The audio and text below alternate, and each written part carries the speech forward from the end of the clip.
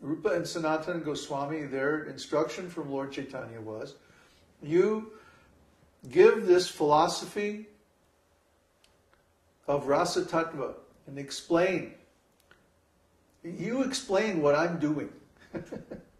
Lord Caitanya was giving the example, and they were giving the explanation.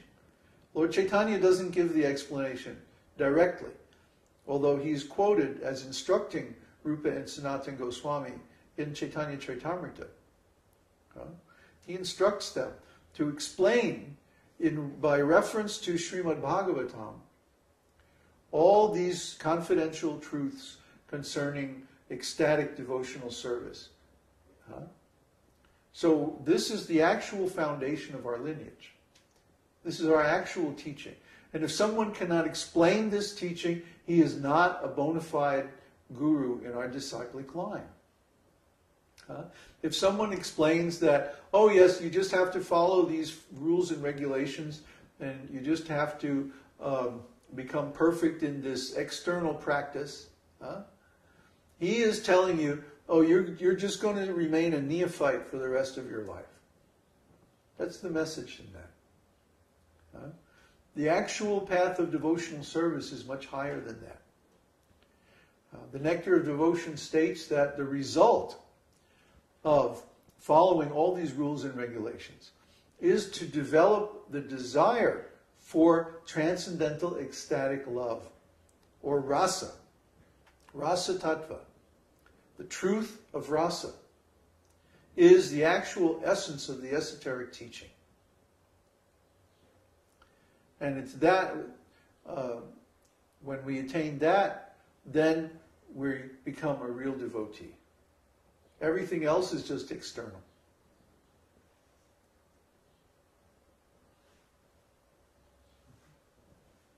Okay. So now, questions?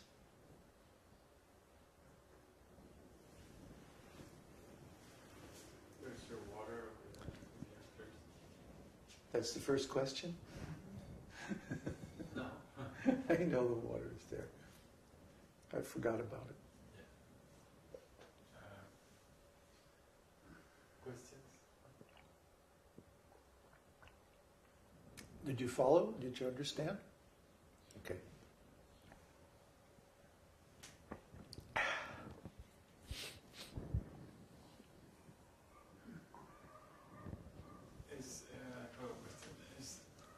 In regards to showing ecstatic emotions,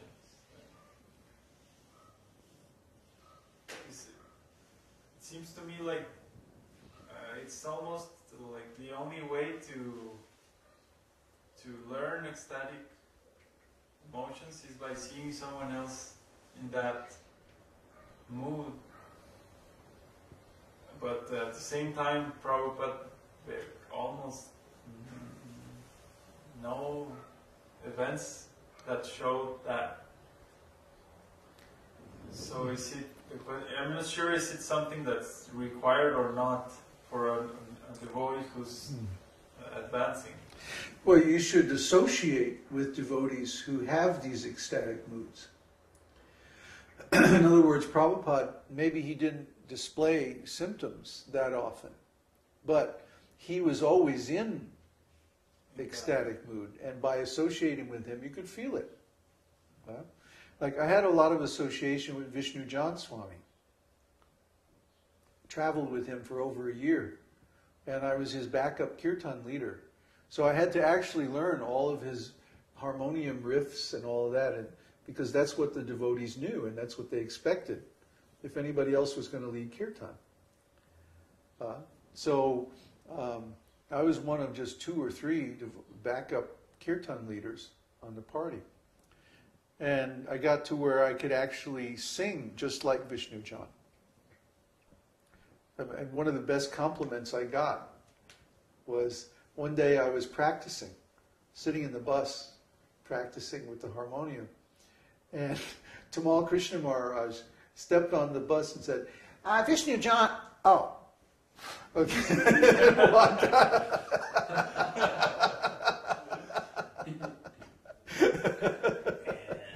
Oops.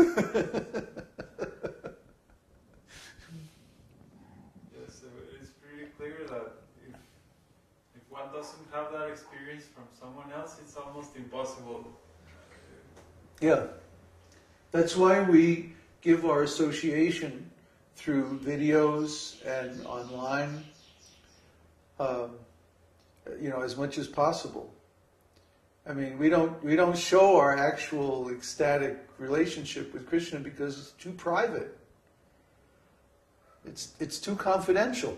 Just like you don't if you're married, you don't display your intimate relations with your wife, unless you're some kind of weird pervert or something. You don't display these things publicly. It's just not appropriate. It's nobody's business, or if you do, like when we're walking in the park, and there's these couples making out, everybody feels awkward and embarrassed, It's like, I don't need to see this, do I? Yeah, really. Don't you have a room? Don't you have a car, somewhere? Nobody is really qualified to see these things except the actual persons involved in the relationship. But a certain amount of that mood carries over.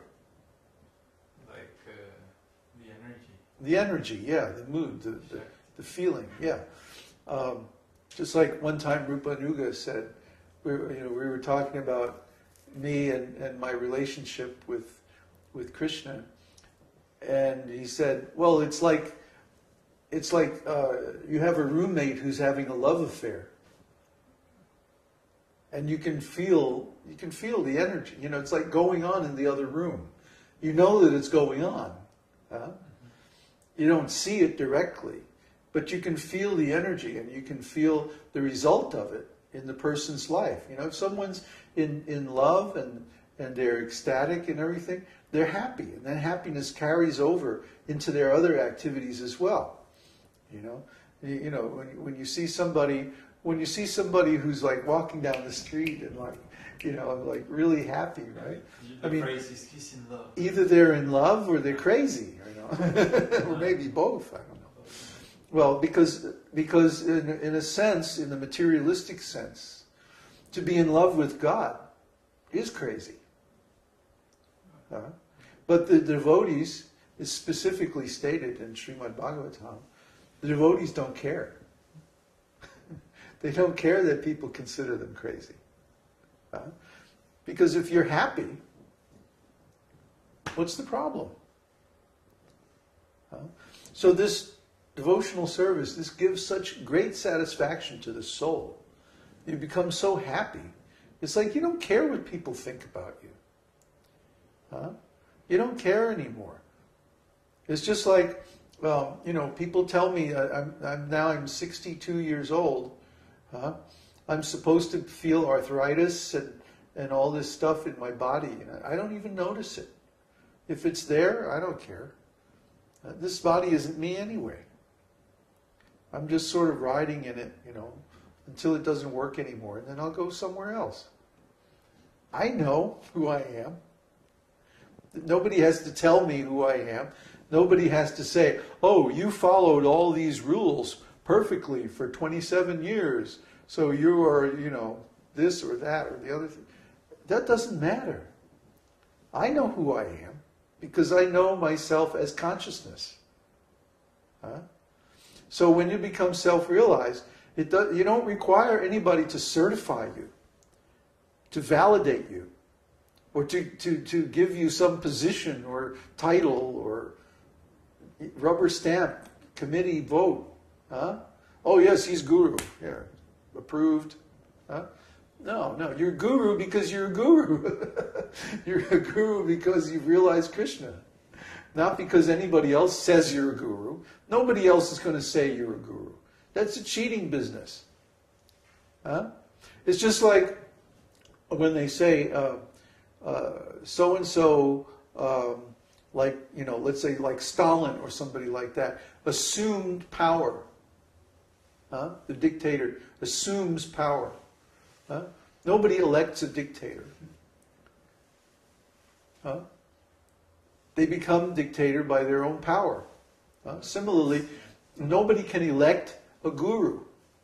A guru becomes a guru by Krishna's approval, not by any human being's approval or vote or giving some title, rubber stamp.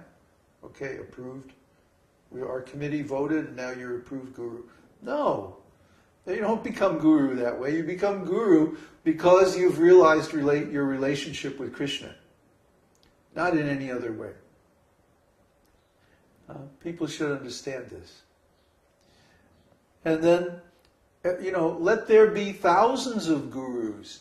I don't have any problem with that, as long as they're real gurus, as long as they really have realized their relationship with God. That's fine. Let there be 1,000,000 gurus. The more the merrier. But they should all